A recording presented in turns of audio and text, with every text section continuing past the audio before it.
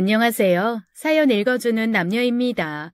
오늘도 와주셔서 감사드리며 그럼 오늘의 사연 바로 소개해드리겠습니다. 머리가 멍했습니다. 다른 사람도 아닌 며느리가 던진 돈에 맞고 나니 분해서 온몸과 마음이 얼음장처럼 차가워지더군요.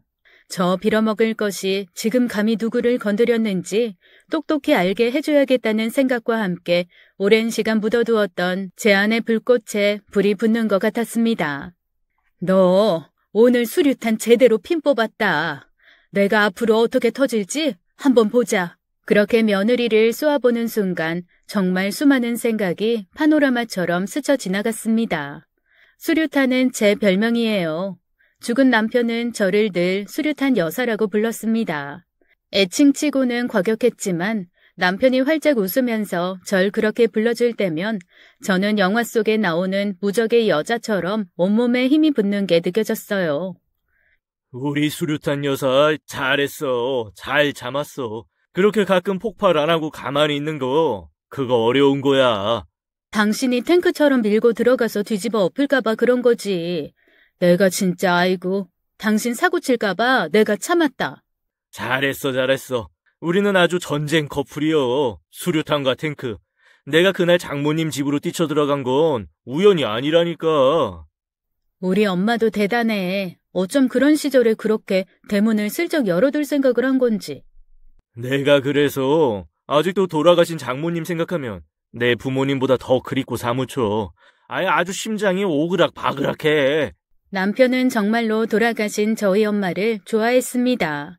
사랑도 많이 받았고요. 물론 첫 만남이 그렇게 훌륭하지는 못했습니다.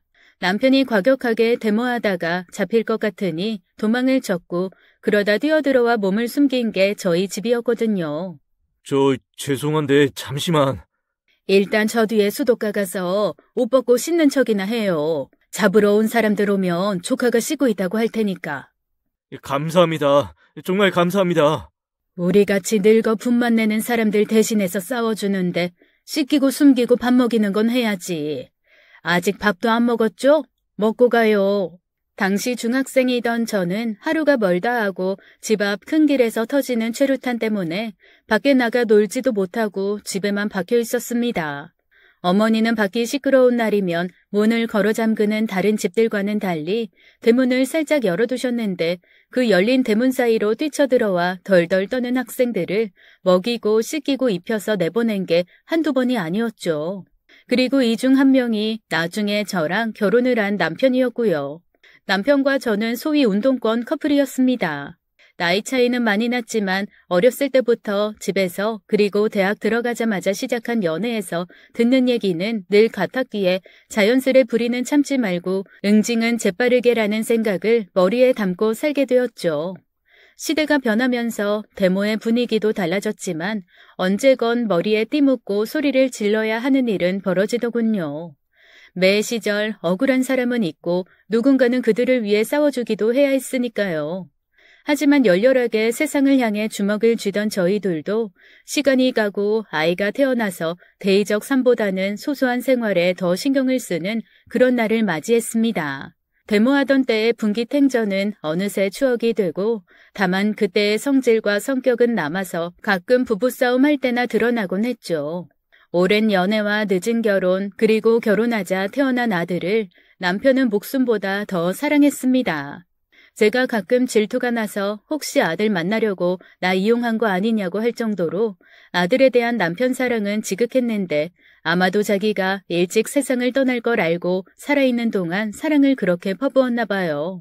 아들이 10살 때 남편이 세상을 떠나고 저는 다시 투사가 되었습니다. 일단 먹고는 살아야 하니까요. 제가 격리 쪽 일을 하고 있었는데 숫자 다루는 걸 잘하다 보니 결혼 전에도 일 그만두는 걸 회사에서 몹시 안타까워했거든요. 그래서 결혼 후에도 중간중간 결산이 필요하거나 신고를 해야 하는 기간에는 한 번씩 아르바이트처럼 도와드리곤 했었는데 그 회사에서 저보고 다시 와서 일을 해보겠냐고 먼저 말씀을 주셨습니다. 알고 보니 기존에 일하시던 분이 그만두고 새 직원을 뽑으려던 차에 대표님이 제 사정을 들으시고 그냥 저한테 먼저 물어보라고 하셨다고 하더라고요. 게다가 다른 사람들처럼 오래 앉아 있을 필요도 없고 9시부터 3시까지만 일하면 된다고 하셔서 3시까지 일하고 집에 와서 학교 다녀온 아이 챙겨주고 저녁에는 근처 반찬집에서 아르바이트를 했습니다.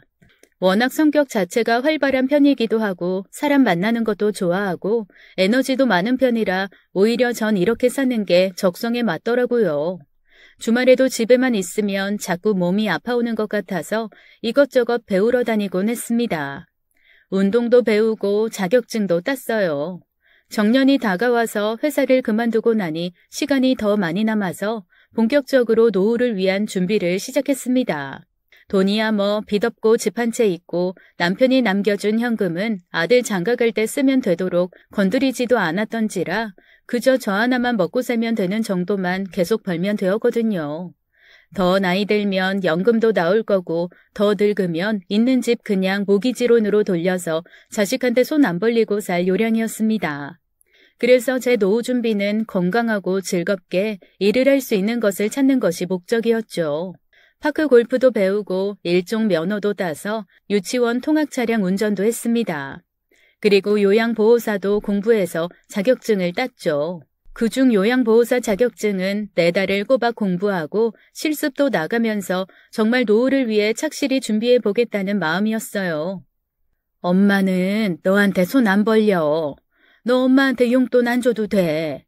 대신 너도 나한테 큰 거 바라지 마.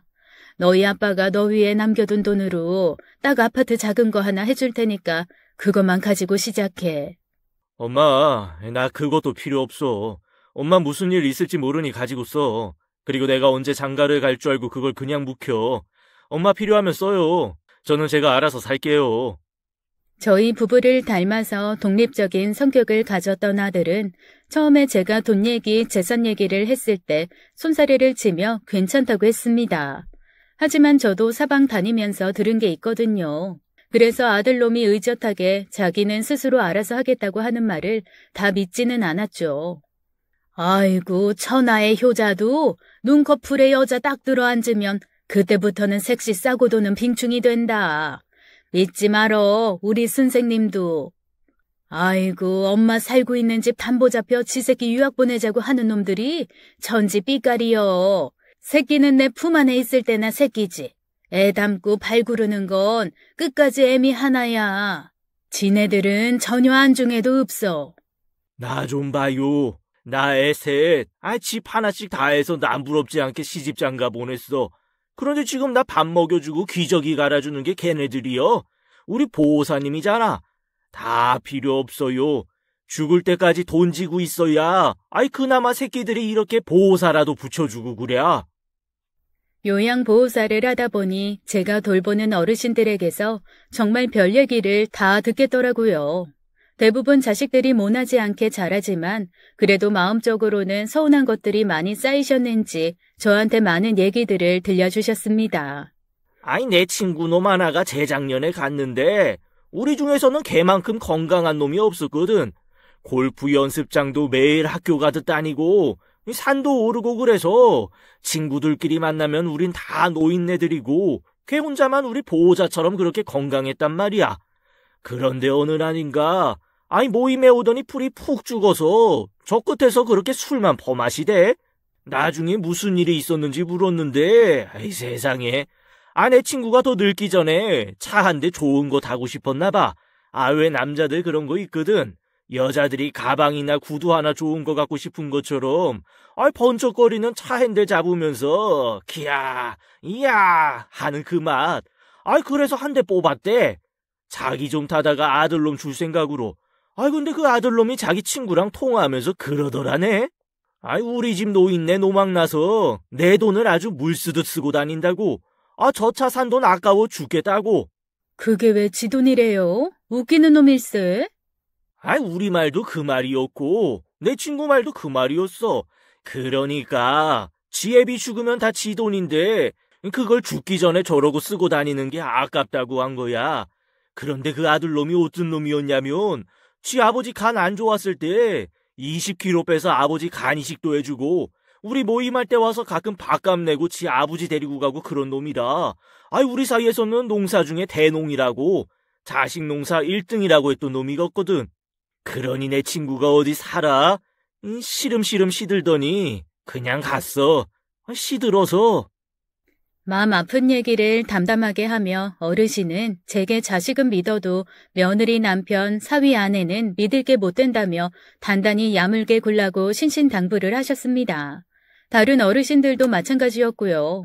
다들 너무 그러시니까 저도 살짝 마음이 기울기는 했으나 그래도 한편으로는 아들을 믿었는데 세상에 제 아들도 똑같은 놈이더라고요. 결혼을 앞두고 나니 딱 변하는 게 어른들 말 흘려들을 거 없다는 생각에 헛웃음이 나왔습니다. 그래도 일말의 양심은 좀 있는지 처음 말 꺼낼 때는 쭈뼛거리기라도 하더니 한 발씩 제가 물러나줬더니 아예 지혜미를 벗겨먹겠다고 덤비더라고요. 아니 엄마, 사실 엄마 혼자 방 2개에 거실까지 있는 집은 좀 넓지. 이참에 그냥 엄마도 평생 사실 집 하나 해서 들어가시고 매매도 좋긴 한데 요즘 부동산 시장에 덥석 사는 건 좀 그렇고 전세나 월세도 나쁘지 않을 것 같긴 한데. 그러니까 지금 네가 큰 집에서 번듯하게 시작하자고 이 엄마를 단칸 월세방으로 밀어내겠다 그거냐? 아, 엄마 좀 말 좀 과격하게 하지 말아요. 세희 마음 약해. 엄마랑 캐릭터가 달라. 엄마 그렇게 한마디 툭툭 던지면 세희 몇 개월을 마음고생하고 운다니까. 나한테는 괜찮은데. 그래서 지금 너한테만 말하고 있잖아, 이 빙충아. 너 엄마 숫자 계산 귀신이야. 넌 수포자지만 엄마는 30년을 회사 격리로 숫자 본 사람이라고. 내 앞에서 어설프게 숫자 노름 할 생각 말고 본론만 말해. 너 엄마 성격 알지? 아니, 집을 구하는데 내가 다니는 회사랑 세희가 다니는 회사랑 딱 반반인데다가 하필이면 우리 예산보다 1억 좀 넘게 더 비싸, 시세들이. 그런데 가서 보니까 집도 너무 괜찮고. 그러니까 그게 네 말이야? 아니면 새아가가 한 말을 네가 앵무새처럼 전하고 있는 거야? 당연히 내 말이지. 제 아들은 참 뭐랄까 기센 엄마 아빠 아래 참 순한 게 나와 잘 자라다라고만 생각했는데 그냥 멍청한 놈이었나 봐요. 아니 요구할 거면 뻔뻔하고 당당하기라도 하든가. 그게 안 되면 거짓말을 유연하게라도 하든가. 둘 다 안 되면 폭이라도 빨라야 하는데 그 무엇도 안 되는 놈이더라고요. 그때 생각했습니다. 못나게 낳은 내 잘못도 있으니 일단 결혼 생활 시작은 당당하게 기펴면서 할 수 있게 해주자. 처음부터 쭈그렁 방탱이로 시작하면 저 못난 놈 평생을 자기 마누라한테 기 죽은 채로 살겠구나 하는 생각이요. 그래서 과감하게 제가 살던 집을 처분하기로 했죠. 아들은 찔러나 보자는 심정이었는데 제가 그러겠다고 결정을 하자 낯빛이 다 환해지더라고요. 그렇게 저는 있는 것을 싹 정리해서 아들 결혼을 시켰습니다. 그리고 방 하나에 거실 하나, 방이라고 하기에는 좀 애매한 창고방이 하나 있는 나름 깨끗한 빌라를 하나 사서 이사를 했죠. 아무리 생각해도 전세나 월세는 좀 불안해서 아들에게 줄 돈 중 5천을 줄여 매매로 이사를 했습니다.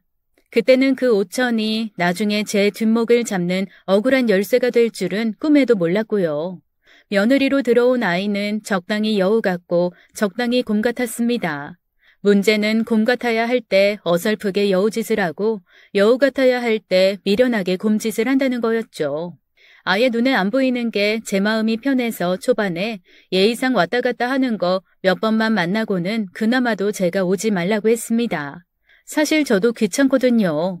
아들이야 제 새끼니까 못나고 빙축 맞아도 보면 또 먹이고 싶고 애틋한데 며느리까지는 아직 그 마음이 안 드는 것도 사실이고 오전 오후로 나눠서 요양보호사 일하고 쉬는 날에는 파크 골프 치고 유치원 버스 운전 그만둔 후 시작한 야간 학원차 운전까지 하면 저도 정말 집에서는 잠만 자는 생활을 하는 것이다 보니 집에 온다 어쩐다 하는 것도 귀찮더라고요.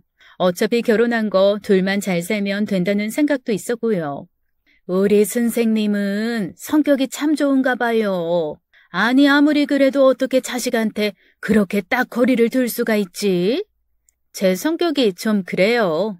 아니면 말고 이런 것도 있고 네 쪼대로 해라 난 내 쪼대로 한다 뭐 이런 것도 있고. 화끈하시네. 폭발적이죠 아주. 저 하늘나라 먼저 간 신랑이 그래서 맨날 저를 류타나 우리 뻥 터지는 수류탄아 이러고 불렀어요.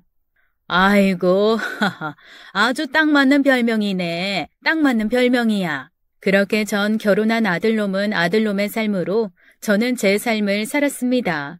아들놈이 결혼한 1년 후 이혼을 하겠다며 집으로 다시 기어들어오기 전까지는 말입니다. 아니, 너는 얼마 전까지만 해도 아기 갖겠다 어쩐다 하던 놈이 갑자기 이혼 얘기는 뭐야? 몰라요, 엄마. 나도 머리가 너무 복잡해. 그러니까 자꾸 물어보지 말아요. 뭔가 할 말이 있는 것 같은데 아들 녀석은 제가 물어보는 족족 대답을 피했습니다. 갑자기 아들이 집으로 기어들어와서 좀 귀찮기도 하고 안쓰럽기도 했지만 제가 애명글면 매달려 물어볼 일은 아닌 것 같아서 그냥 그러려니 했죠. 제 성격상 며느리한테 전화해서 무슨 일이냐, 너희 왜 그러냐 묻는 타입도 아니고요. 물어보지 말라고 해서 그냥 가만히 있었는데 며느리는 저랑 생각이 달랐나 봐요. 아들이 집으로 밀고 들어온 지 3일째 되던 날인가 오래 보살펴던 할머니 집에서 요양보호 일을 하고 있는데 전화가 왔더라고요. 처음에는 폰에 이름 뜬 거 보고 아이고 이제야 네가 전화를 하는구나 하는 괘씸함이 좀 밀려와서 안 받았는데 바로 다시 또 전화가 오더라고요. 그래서 받았죠. 응, 그래. 어머니, 그 사람 왜 안 보내세요?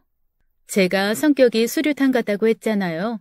그러다 보니 어지간한 말에 별로 놀라는 것도 없고 잔 신경질도 없고 여자치고는 예민하게 바르르 끓어오르는 것도 없습니다.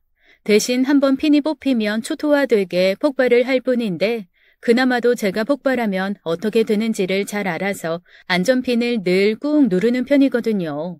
그런데 며느리의 그 첫마디에 안전핀이 저도 모르게 반쯤 뽑히는 것 같더라고요.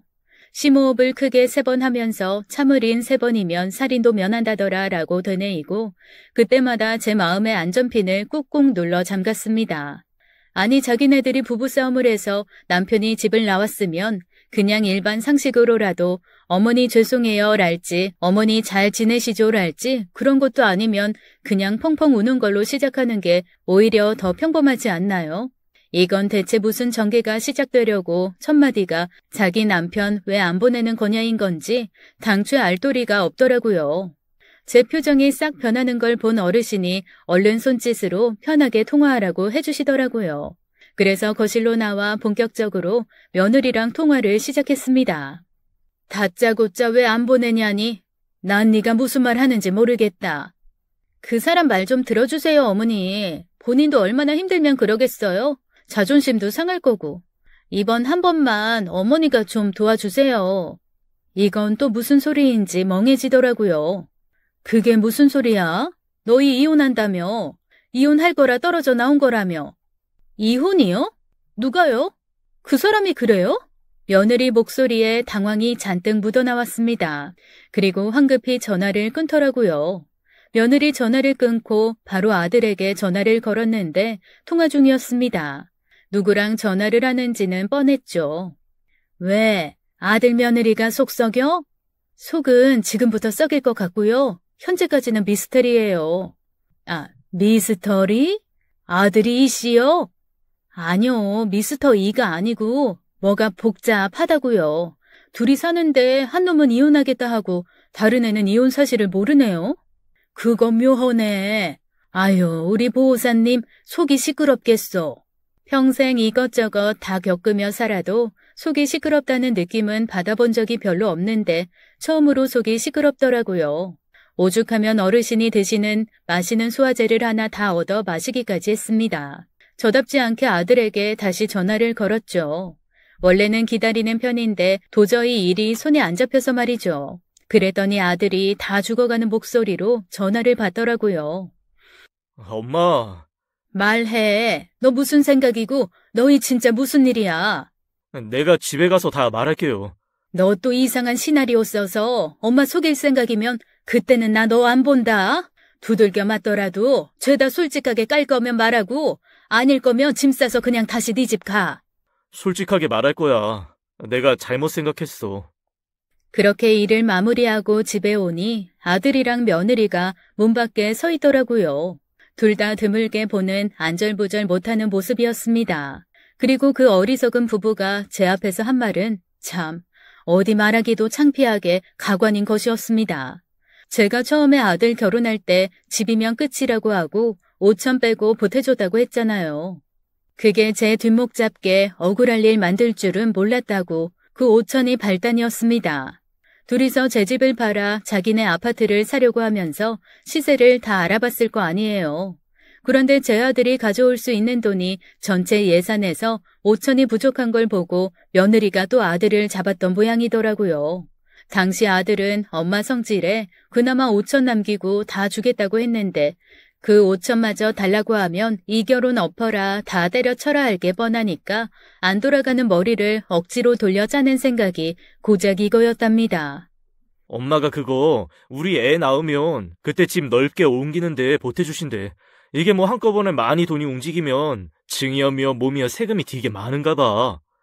아니, 상세조사 없이 성의 없는 거짓말을 한 놈도 문제지만 증여와 상속, 세금 이런 말이 나왔을 때 의심 한번 안 하고 속은 애도 이상한 거 아닌가요? 그 바보와 이상한 애가 제 아들 며느리인 게 기가 잘 노르시지만요.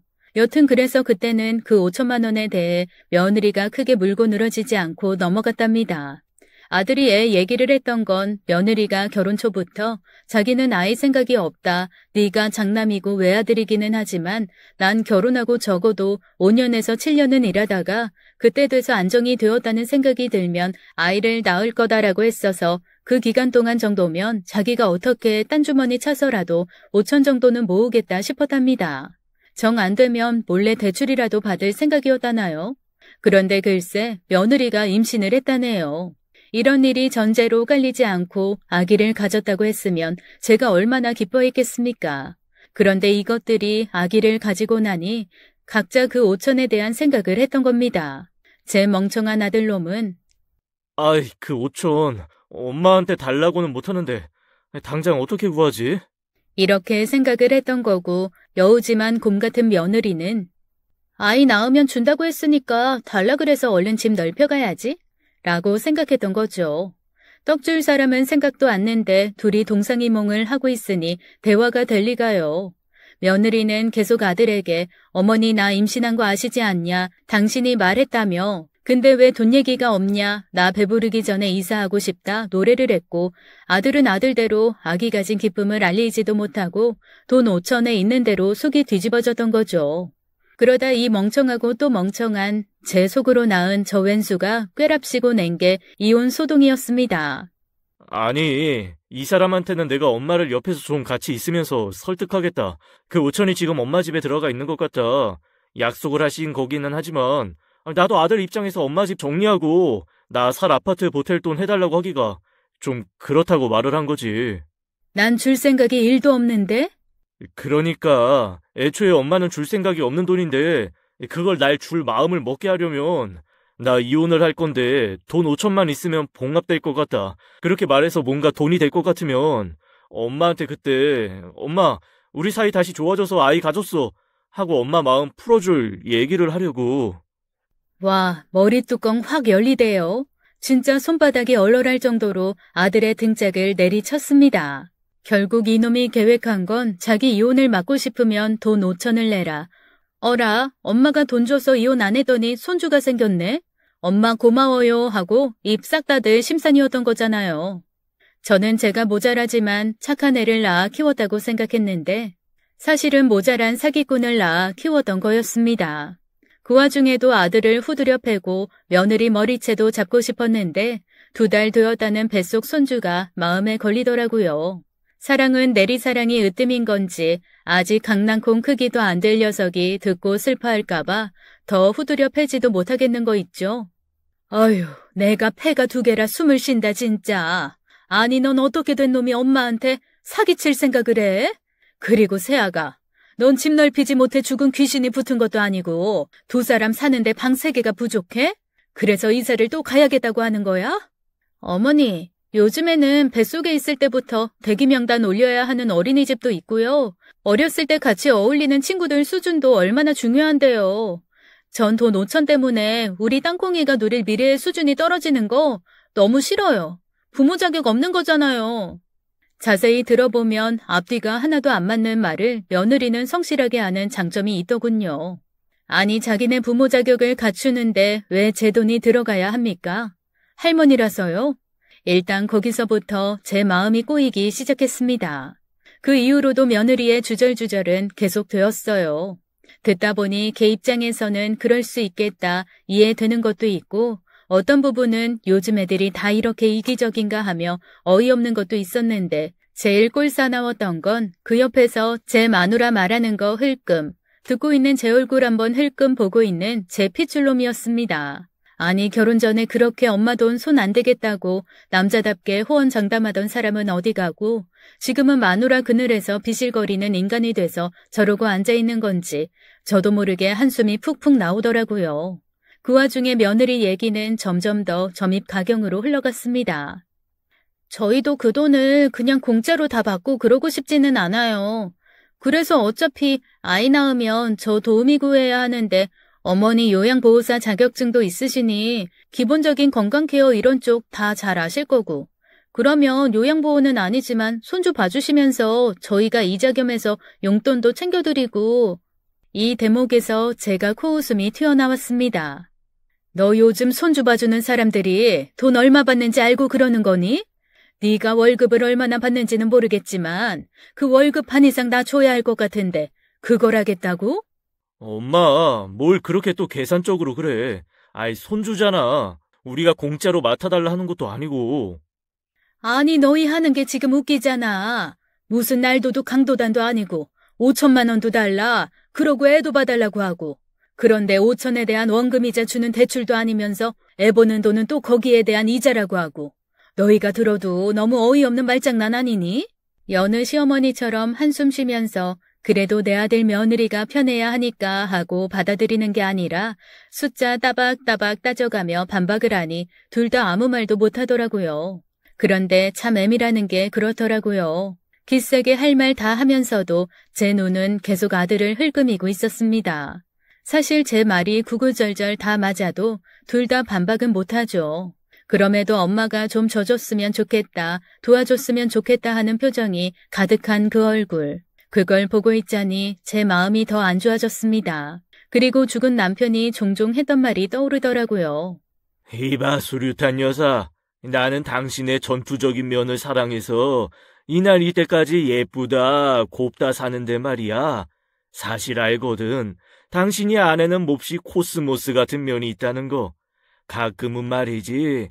그 코스모스 좀 한들거리면서 한 번쯤은 그냥 좀 넘어가지고 그래.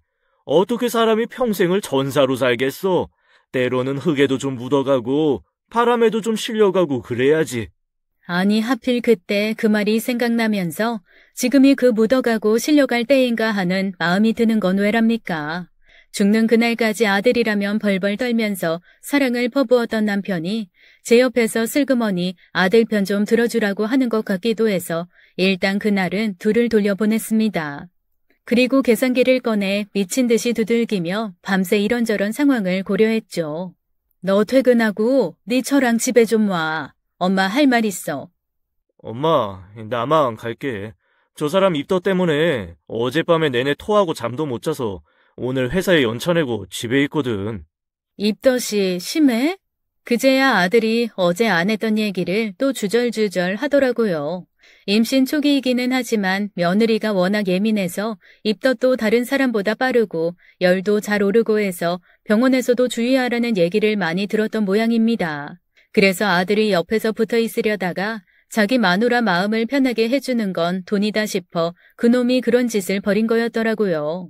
그날 저녁 저는 아들에게 집을 팔아서 옮기는 건 못하고 내가 이 집을 담보로 해서 5천만 원을 해주겠다고 했습니다. 그리고 며느리만 괜찮다고 하면 일주일에 한두 번 사는 집에 가서 살림을 도와주겠다고 했죠. 솔직히 두 번째 건 며느리가 싫다고 할 줄 알았습니다. 저도 제 꾀에 제가 빠진 거죠.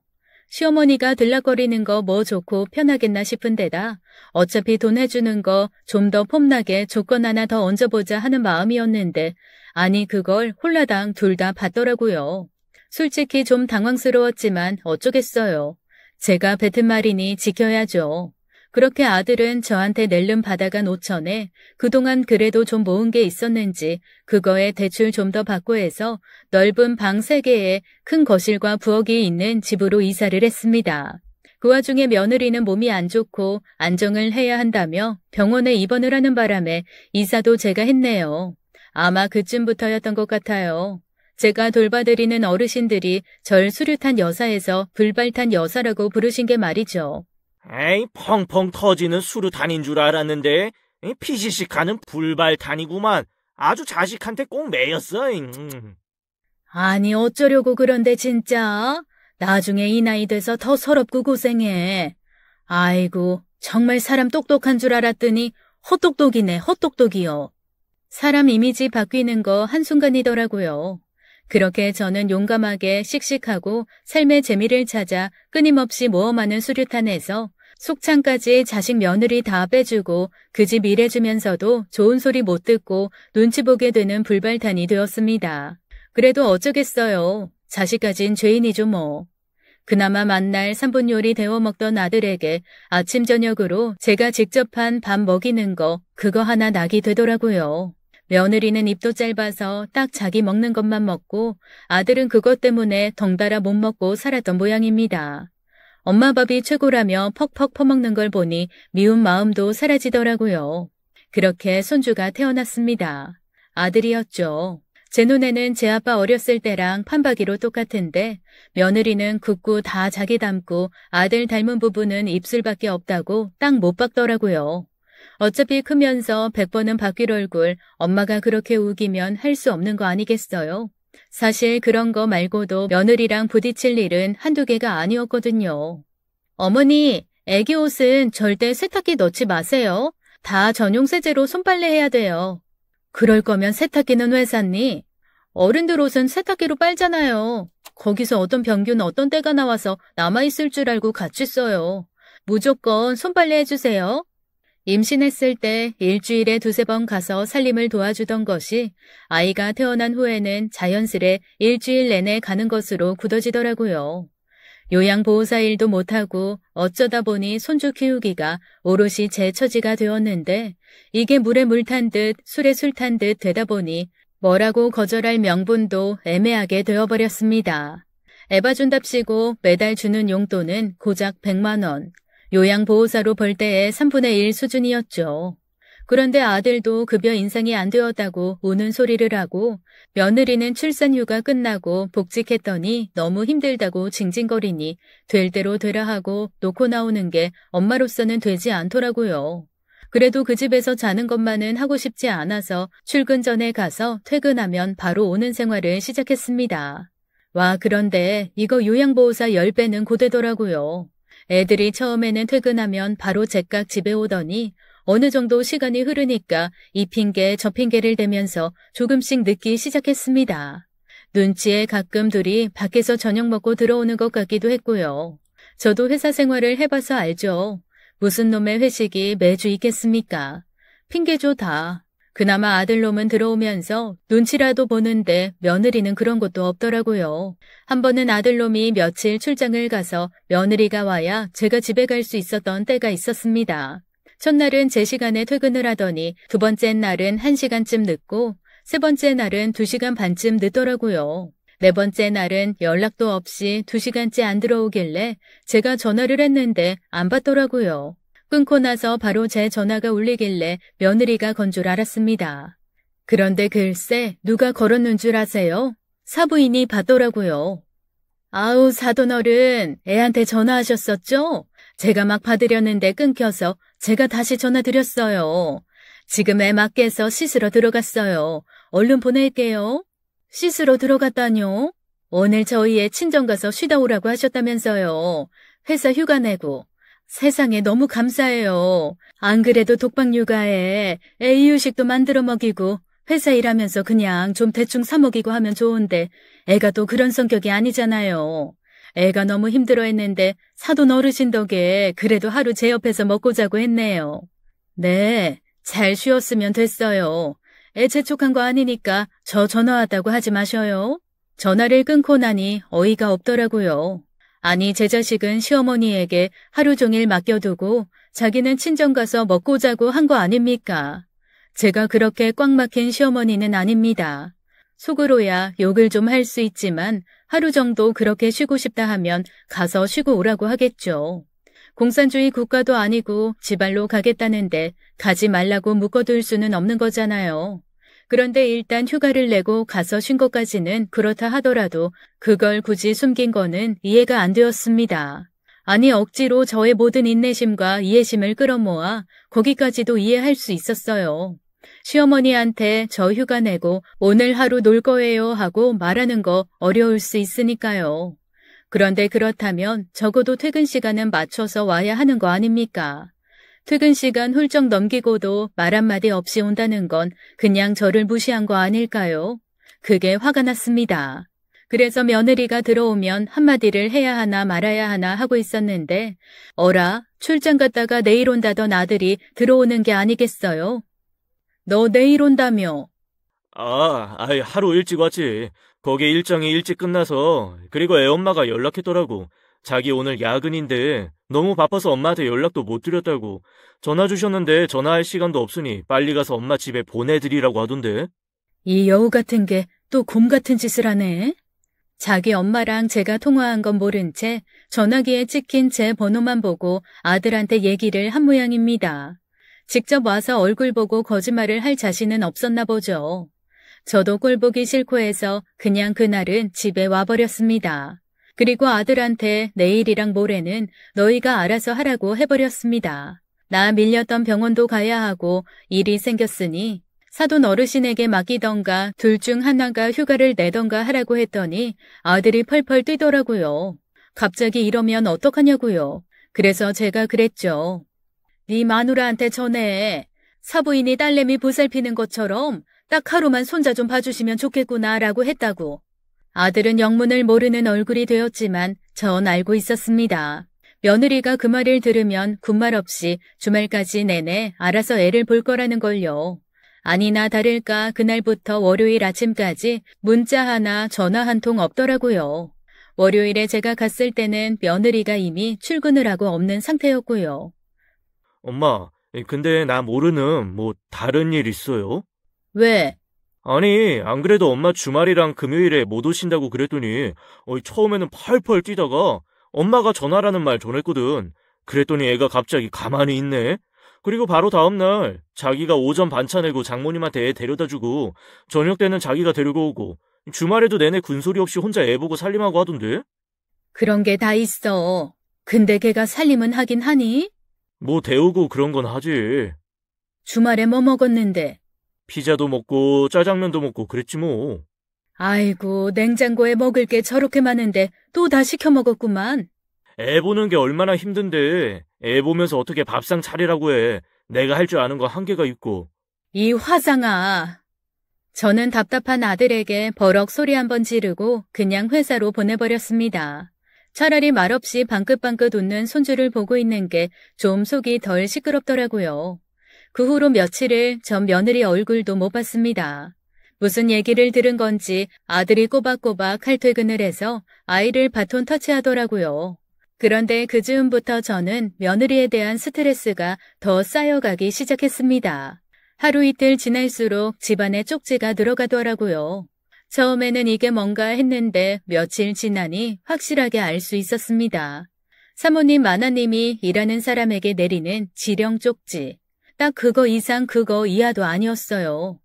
냉장고 내부 청소 좀 해주세요. 묵은 김치는 볶아주시고 겉절이 새김치 좀 담궈주세요. 손빨래한 옷은 너무 꼭 짜지 마시고 자연스럽게 뉘어서 건조해주세요. 어이가 없더라고요. 이게 무슨 상황인가 싶었습니다. 이런 걸 전화도 아니고 얼굴 보고 말하는 건 더더욱 아니고 쪽지로 툭툭 던져놓는 게 이게 대체 며느리가 시어머니에게 할 행동인가요? 그것도 손글씨를 애교스럽게 써서 놓았으면 제 기분이 이렇게 더럽지는 않았을 듯 합니다. 타자를 쳐서 뽑은 걸 쭉쭉 찢어서 놨더라고요. 더 어이없는 게 뭔지 아시나요? 제가 제 얼굴에 침 뱉기이기는 하지만 그래도 어이없는 건 어이없는 거니까요. 그걸 보여주면서 아들한테 제가 넌 이걸 어떻게 생각하냐고 했거든요. 그랬더니 아들이 이러더라고요. 오이, 되게 합리적이네. 이러면 일 실수가 없겠다, 엄마. 그치? 제가 뭘 바라고 물어본 건지도 모르겠더라고요. 모지리한테 뭘 바란 건지. 저도 모르게 그냥 이렇게 대답했습니다. 그냥 건강하게만 살아, 어? 그리고 그 순간 갑자기 요양보호사를 할 때 한 할머니가 저한테 해주셨던 말이 생각났어요. 있잖아, 아들은 말이야. 40이 넘고 50이 넘고 그래도 딱 이거 2개만 하면 장하다, 내 아들 장하다 하고 생각해야 돼. 큰 거 바라면 안 돼. 그 2개가 뭐냐고? 지 이름 석자 쓸 줄 알고, 화장실 나오면서 물 내릴 줄 알고, 그거 2개면 된다 생각해야지. 그 이상 바라게 되면 엄마들 속 뒤집어져. 명심해. 이름 쓰고 화장실 물 내릴 줄 알면 그냥 고마운 거야, 고마운 거. 그때는 그냥 웃고 말았는데 제가 비슷한 상황이 되니 저 역시도 그렇게 마음이 정리가 되면서 그저 건강하게만 살라는 말이 나오더라고요. 영문 모르는 아들만 어리둥절하게 절 보고 있었지만 말이죠. 그렇게 종이 쪽지 지령이 이어진 지 몇 주 정도 되었을 때였습니다. 제가 평소보다 좀 일찍 도착했더니 며느리가 아직 출근 전이더라고요. 얼굴 간만에 본다 너? 살짝 당황한 며느리가 시계를 봤다가 남편을 봤다가 하면서 허둥거렸습니다. 네, 어머니. 오늘은 좀 일찍 오셨네요. 그러게, 오늘따라 길이 안 막히네. 넌 왜 그러고 있어? 네 마누라 나간 다음에 나가야 돼? 그거 아니면 거기서 서성거리고 있지 말고 가. 뭔가 안절부절하며 저와 며느리 사이에서 왔다 갔다 하고 있는 아들을 내쫓다시피 그냥 내보내고 며느리와 저는 어색한 공기 사이에 서 있었습니다. 이 상황에서 어머니 사실은요 하면서 그동안 며느리가 했던 행동들에 대한 변명이나 설명 사과 같은 것을 기대했던 일말의 희망도 없었다면 그건 거짓말이겠죠. 그렇다고 해서 그런 식의 행동을 할 거라고는 정말 실밥만큼도 생각을 하지 않았습니다. 며느리가 글쎄 5만 원짜리 하나를 식탁에 딱 올려놓고 그러는 겁니다. 오늘은 화장실 좀 구석구석 청소해 주세요. 다른 집 파출부들이 화장실 청소하면 추가금 요구하는 경우 있다고 하더라고요. 그래서 드리는 거예요. 선불로. 펑펑펑. 네, 제 안에 꾹꾹 눌러서 봉인했던 참을인 세계가 하나씩 펑펑 터져나갔습니다. 혹시 그거 아세요? 수류탄이 터질 때 그 주변에 불발탄들이 가득하거나 파편으로 쓸 조각들이 많으면 단순한 수류탄 파편뿐 아니라 그런 것들 하나하나가 다 총알처럼 돼서 치명적인 상처를 입히는 무기가 된다는 걸요. 그때 제가 그랬습니다. 차곡차곡 쌓여왔던 앙금은 시간의 무게로 눌려져 단단하게 굳어져 있었고 그게 마음의 폭탄이 터지면서 아주 자잘한 총알이 되어 사방으로 난사되는 느낌이었죠. 시어머니와 며느리를 떠나 인간 대 인간으로 도저히 참을 수가 없었습니다. 수류탄이 터져버리고 말았죠. 뭐가 어쩌고 어째? 퍽! 제 손이 닿은 곳은 며느리의 뒤통수였습니다. 얼마나 세게 후려쳤는지 며느리가 휘청이다가 앞으로 꼬꾸라졌어요. 야, 내가 네 파출부야? 너 지금 시어머니 알기를 네 발바닥 아래 티눈보다 못하게 보고 있지? 내가 지금까지 모를 줄 알았니? 애 맡겨놓고 휴가 내서 친정가 있던 거. 나한테는 손빨래 하라고 해놓고 너는 빨래 서비스 해주는 데다 싹 다 맡겨서 빨래 손도 안 대더라. 그리고 뭐?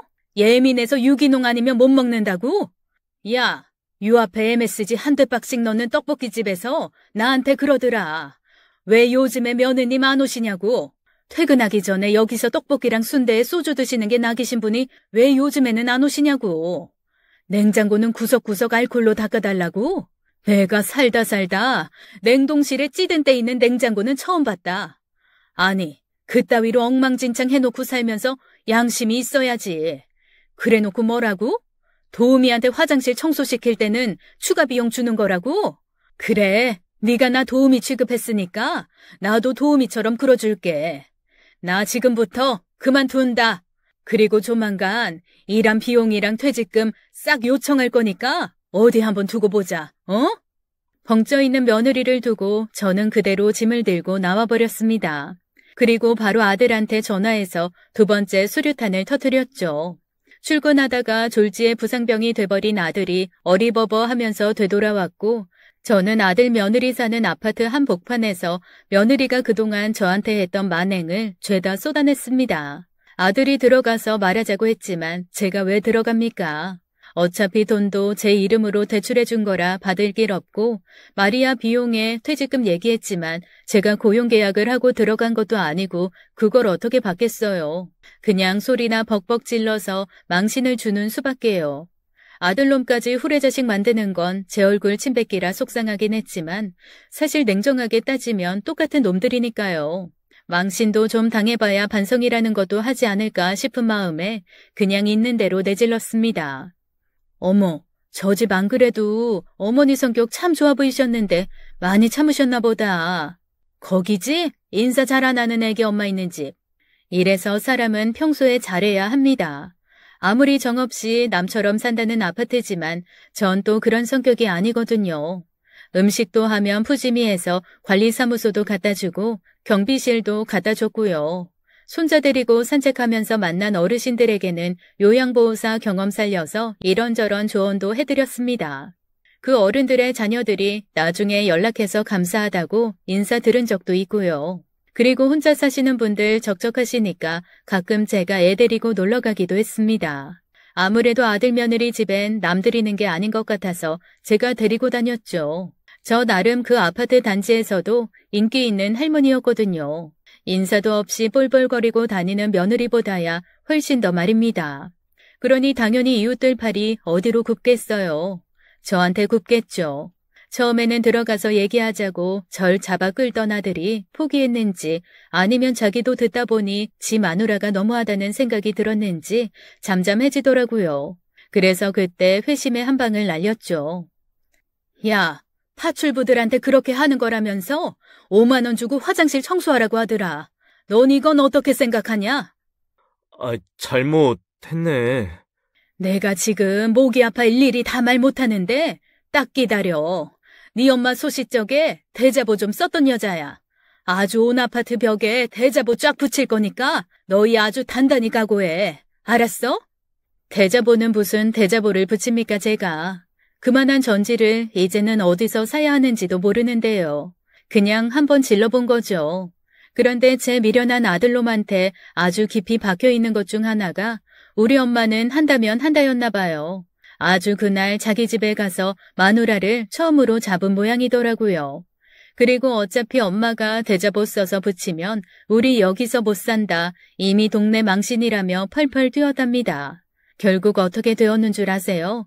아들 내외가 그 집을 팔았습니다. 그리고 자기 친정 근처에 집을 줄여서 다시 얻었더라고요. 앞으로 손자는 사부인이 보게 되실 것 같습니다. 저한테는 5천만 원의 퇴직금 1,000만 원 가지고 왔더라고요. 제가 그 이후에 한 번 더 협박했거든요. 두 사람 회사 인사팀에 이런 후레 자식들이 있습니다 하고 써서 보낼 거라고요. 나 한다면 한다. 수류탄 던진다고. 그 말에 둘 다 몹시 겁을 먹었나 봅니다. 아주 제깍 돈을 가져왔길래 제가 그랬어요. 내가 그동안 일했던 시간을 최저시급으로 따져도 한참 못 미치게 돈을 받아더라고. 게다가 야근 수당에 휴일 출근까지 따지면 그것도 만만치 않어. 그러니까 앞으로 3년간 매달 15만 원씩 보내. 그걸로 그동안 너희가 나한테 떼먹은 수당 내가 퉁쳐줄 테니까. 엄마, 꼭 그렇게까지. 해야겠어. 제가 버럭 소리를 지르자 아들과 며느리의 목이 자라처럼 쑥 들어가더라고요. 아니 그러니까 진작 좀 알아서 잘하면 오죽 좋습니까? 꼭 이렇게 윽박을 한 번씩 질러야 말들을 들으니. 저는 다시 요양보호사 일을 시작했습니다. 아들이 살던 아파트에서 친해진 어르신들이 요청하신 분도 있었고요. 기존에 다니다가 손자 봐주느라 그만뒀던 곳에서 다시 와달라고 하신 분들도 있었습니다. 그리고 그분들에게 저는 제대로 수류탄 던진 전사가 되었죠. 저한테 대리만족 느끼신다는 분도 있었고 아무리 그래도 아들 며느리한테 너무 박하게 했다는 분도 계셨지만 사람은 각자의 사정이라는 게 있는 거니까요. 어차피 저 죽으면 제가 쓰고 남은 거 다 걔네한테 갈 건데 받고 나면 좀 덜 억울하지 않을까요? 일단 저는 저 사는 동안에는 계속 펑펑 터트리면서 살아보려고요. 오늘도 며느리가 15만 원 보내는 걸 잊었길래 바로 문자 보냈습니다. 앞으로는 늦을 때마다 이자 붙일 거야. 아니나 다를까 바로 들어오더라고요. 돈 들어왔으니 오늘은 집에 가는 길에 고기나 사가야겠습니다. 안 그래도 앞집에 혼자 사는 할머니 계시던데 같이 구워 먹을까 싶어서요. 저도 뭐 아들 며느리가 용돈 줘서 그걸로 고기 샀다고 자랑이나 해볼까 해요. 남들이야 내 막 모르니 부럽다고 하겠죠. 부럽다고 하면 이렇게 대답하려고요. 다들 나름의 속사정이 있겠죠. 그러니까 부러워 마시고 그냥 공짜 고기나 드셔요. 라고 말입니다. 그러니까 겉모습만 보고 남 부러워 말고 각자 자기 안에 수류탄이나 하나씩 품고 살자고요. 참으면 병됩니다. 알아주는 사람도 없고요. 함부로 터뜨리면 나도 죽고 남도 죽지만 한 번씩 안전핀 덜컥거리며 나도 성질 있거든. 나도 폭발하면 무섭거든. 나도 화내면 장난 아니거든. 하는 걸 보여줄 필요는 있더라고요. 우리 며느리 보세요. 아주 요즘은 저 멀리서 올 때부터 어깨 딱 좁히고 종종 걸음으로 와서 납작 엎드린다니까요. 곰 같은 짓을 할 줄 아는 여우가 된 거죠. 여튼 한동안 불발탄으로 빌빌거렸던 저 다시 역전의 수류탄 여사로 부활했습니다. 앞으로 남은 인생 한번 활활 태우면서 살아보려고요. 인생 뭐 있나요? 내 마음대로 내가 하고 싶은 거 하면서 대신 기본은 지켜야겠지만 법이 허락하는 안에서는 할 거 다 해보고 사는 거 그게 인생 아니겠어요? 적어도 저는 그렇게 생각합니다. 그렇게 살고 있고 앞으로도 그렇게 살아보려고요. 지금까지 사연 읽어주는 남녀였습니다. 끝까지 함께 해주신 여러분 감사드리며 저희는 다음 사연으로 돌아올게요. 감사합니다.